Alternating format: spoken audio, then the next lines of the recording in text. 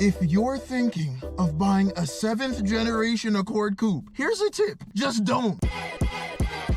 The paint on this car is so freaking doo-doo, bro. Here's the thing with these Hondas, the old ones at least. Yeah, they're reliable. Yeah, they're built well, motor-wise. That's where the quality ends. That's where it stops. I've seen cars twice this car's age with original paint that look better than this. The paint on a Hot Wheels car lasts longer than the paint on one of these Hondas. Like, every time I see the car, I cry a little bit inside. I wash it, I clean it. Yeah, it shines. But where's 35% of the paint isn't even on the car? And God forbid I was to really go and get it repainted right now in this economy. Congratulations, you played yourself. People want an arm, a leg, a testicle, and all your money. And you know what also sucks? I can't even wrap the car, you know why? Because everywhere I go, they're like, yeah, the wrap won't stick because the paint is so trash. Oh yeah, and if we sand down the car, it's gonna be, I don't know, $1,200.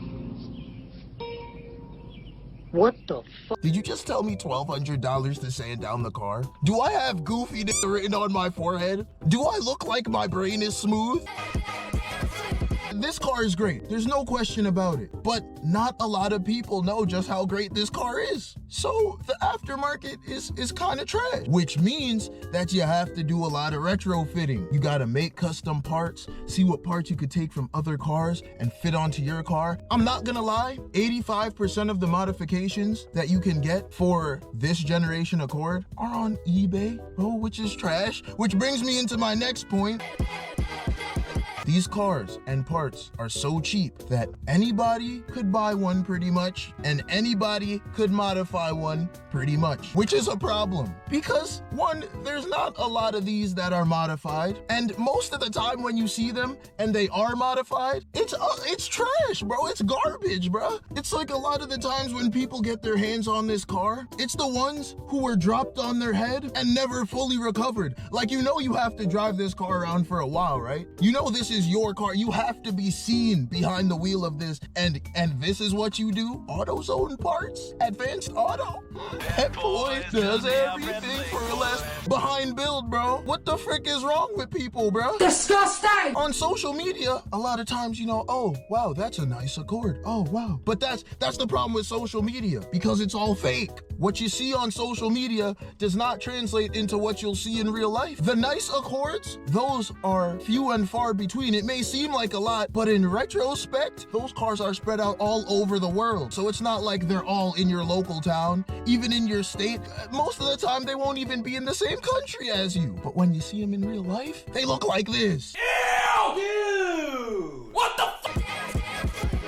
Tuning this car is a hop, skip, and a jump away from impossible. You gotta source a new ECU from a TL or a TSX, I think might work. Same generation, by the way, of course. But that's not it. Then you gotta get a key that's programmed to said ECU. Then you gotta buy a Honda and an adapter. Like, what the frick? After all that, yeah, you might as well just get a standalone ECU. That's one of the main reasons I haven't tuned this car yet. Tuning this car is like trying to tune one of these newer cars. It's ridiculous. I'd love to just be able to plug in a little Honda, a little K-tuner, you know what I'm saying? And boom, I got a bass map or something until I could get a proper tune. But no, it can't be easy. Cobb needs to make something for these cars. Someone needs to make something for these, please. And what sucks about it is, yeah, it's a quick car. I've beaten cars I should have no business beating. But imagine how much quicker it would be tuned.